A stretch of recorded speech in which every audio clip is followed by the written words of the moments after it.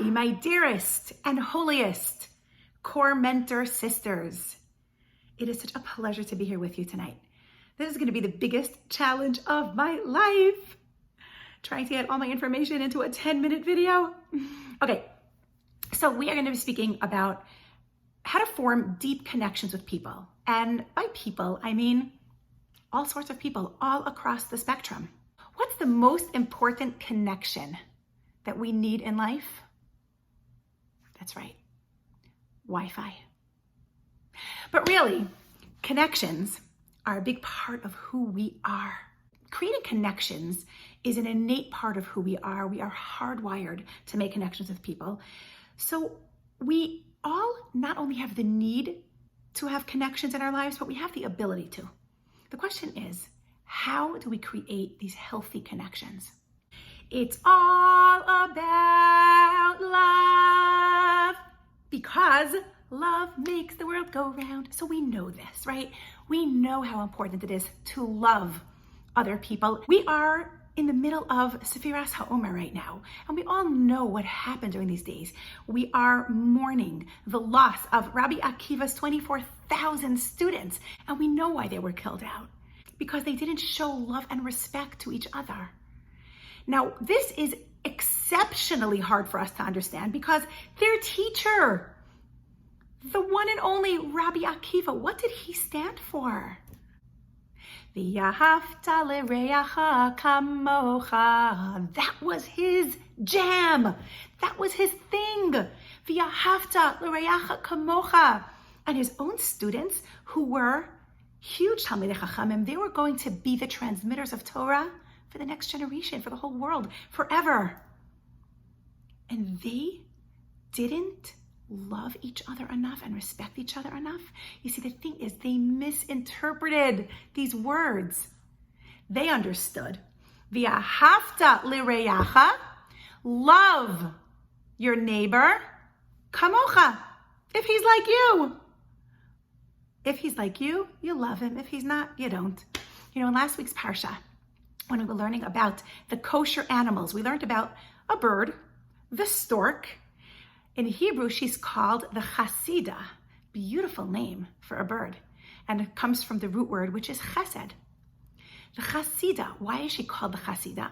Because she takes care of her people. She takes care of the other birds. She makes sure they're fed and protected.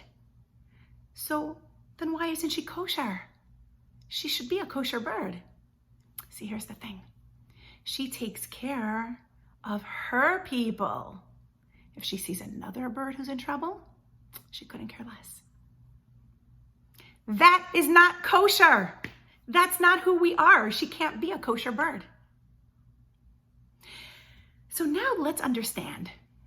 Our job is to love. And the reason we have a commandment from the Torah, v'yahavta l'reacha kamocha, is because love doesn't always come naturally. It doesn't. We're much more inclined to focus on the negative in a person than to focus on the positive of a person. And this is number one. Number one, you want to connect with someone, you have to learn to love them. How do we love another person? One simple definition. You focus on their strengths and not on their weaknesses. You focus on their positive traits and not on their negative ones. But not only focusing on it, you have to define them by those strengths. We're all multidimensional. We all have strengths and weaknesses. You choose to focus on someone's negative traits, you're going to see them negatively. You choose to highlight someone's positive traits, you're going to see them positively. And that's how you're going to learn to love them and to respect them. Number two, we live in a society that is so externally focused. It's really all about the outside. And sometimes we look at people and we judge them by how they look on the outside. In fact, we are taught that the reason for the destruction of the Beis HaMikdash was sinas chinam. And if you think about it, hate, really? Do we hate people? Like, why is the Beis HaMikdash not rebuilt yet? Are we still hating people? I don't hate anyone. Do you hate anyone? Most of us don't hate anyone. So what does sinah actually mean? It doesn't mean hatred. It It means rejection. You reject another person simply because they're different than you. And we do this sometimes with the people we love, and we do this to strangers. If someone isn't exactly in the box that we wanted for them, we reject them. And sometimes this happens in our own homes. It always amazes me how we celebrate the fact that we have free will. We love our free will. We get to make our own choices, do what we want. It's our free will. But if someone else exercises their free will, oh, no way. You're not going to have free will. You made the wrong choice. And we do this sometimes to our own children. We don't let them exercise their free will. They have free will too. We have to learn to focus and to highlight who the person is inside, not outside. I have people tell me all the time, I saw you in the supermarket, but I didn't want to say hello because I was wearing pants or I was wearing a tank top and I was a little embarrassed. And sometimes it upsets me a little bit. I say, do they think I'm that petty that I'm going to notice what they're wearing or care what they're wearing? It's not about the outside. So number one, we highlight the positive and not the negative. Number two, we get to know a person by who they are on the inside, not by who they are on the outside. So now let's get back to Rabbi Akiva's story for a minute. Why did they have to get killed out? Just because they didn't love and respect each other? Because Hashem said you cannot transmit the Torah without love. There's no way that you can pass down the holiness of the Torah accurately if you don't love another person and if you're not humble. The two main midos that are needed in the transmission of the Torah is love and humility. And they were missing those. Hashem said, you cannot be the transmitters of my Torah. I'm so sorry. You can't. So the third thing we need to create meaningful and deep connections is humility. We have to be humble. And one way that we can understand this when creating relationships is when we give to another person, we can't make them feel like a recipient. We cannot be giving from a place of up here and they're down there. I'm superior to you, you're inferior to you. You know, I moved to Mexico when I was very young. I was 27, and right away, my husband became the rabbi of the community. I was a rebbitzin of the community, 27 years old, 5,000 people in the community. I was like, what on earth? Who am I? And I started teaching. I found a few women who kind of spoke English, and I was like, okay, come, let's learn, you know. And then I looked at them, and they all came in at like 35 and above. And I was so young, and I kept thinking, like, who am I to teach them something? They're so much older than me. Then I realized it's not that I'm any better than them. I have something that they don't have, but they have something that I don't have. So I'm going to teach them Torah, and they're going to teach me about life. They have kids that are older than mine. I can ask them questions about parenting, and we can learn from each other. And that was the first time I realized this is how you make those connections. When we are givers, we're not any better than anyone else. We're not more worthy than anyone else. We are blessed in that moment, in that situation, to be able to be the giver, and someone else is going to be the receiver. But that person who's going to be the receiver, we need to make them feel as if we are benefiting. So we have to make them feel like they're doing us the favor by giving to them. We have to make them feel like the giver as well. And number 4 is when we teach Torah, we have to make sure that we're teaching the depth of Torah and the beauty of Torah, and not dilute it in any way or make it too concentrated in any way.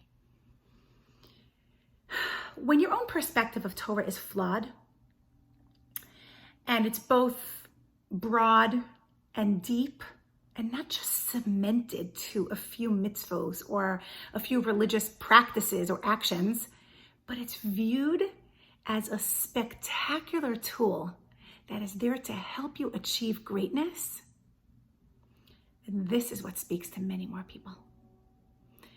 The Torah is broad And the Torah is deep. It's not superficial. This goes back to what we said before, number 2, viewing people by their internal and not by their external. This goes for Torah also. What is the internal parts of Torah? It's not about the external. When it's all about the external, it reduces us and our avoda to our appearance. And then it becomes more about how we look and less about who we are. So yeah, sometimes people love to give musar, and you know what? There's room for that. It's not inherently wrong. But the reality today is that you need to have a close relationship with someone in order to withstand the musar. You know, we have halachos on how to give musar. You have to have the person's best interest in mind. You have to love the person. And maybe this is why it's surrounded in the Torah by lo tisa alav chet. Don't do a chet by giving musar. Don't humiliate someone. Don't make them feel bad. And maybe this is also why it's right next to v'ahavta lecha kamocha. You have to love someone in order to give them tochacha. Tochacha is very delicate. Okay, but wait, now I want to share with you an incredible Vilna Gaon on Mishlei. You ready? Okay, so there's a pasuk in Mishlei that teaches us that it says, chosen silver is the tongue of the tzaddik. Chosen silver. First of all, what's the difference between gold and silver? So gold, we know, is more valuable than silver, but silver is more practical. Like you don't go to the grocery with a gold coin, you go with a silver coin. It's more useful. So the Gemara says that there were once 2 Talmidei Chachamim who went to a city to teach Torah in that city. And one of them gave a class on Gemara and Halacha, and very few people showed up. The other one gave a class on Agadata and Midrashim, and everybody showed up. And when the first one felt bad about that, the second Talmid Chacham said to him, don't feel bad about it. You gave a shir in gold. Not everyone can afford gold. Mine was silver. Silver is lighter. More people can appreciate silver. Now here's the thing. The pasuk says, chosen silver. That means there's a good silver and a bad silver. So how do we know the difference? So number 1, you'll have one person who gives a share in silver, and it's silver, but they just make people feel bad and they humiliate people. Nobody wants to hear that. That's bad silver. Then we have good silver. When someone speaks in a way that makes people feel good and good about themselves, and it motivates them to be better, that's good silver. That's the kind of silver that people want. That's the kind of silver that reaches people. And I'm going to end with one thing. Okay, we all know the famous Mishnah. Havei mitalmidav shel Aharon. What does Aharon teach us? Aharon, we know, was the person who was an Ohev Shalom and a Rodev Shalom. He loved peace and he pursued peace. He pursued healthy relationships and loving relationships with people. How did he do that?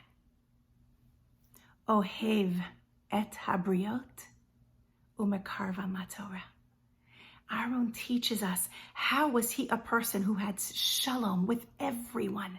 Everyone loved him and he loved them. And how did he manage to bring people closer to Torah? Ohev et habriot umekarvan la Torah. It is that simple. You love another person, and that's how you bring them closer to Torah. I hope this was helpful. And thank you so much for joining me today.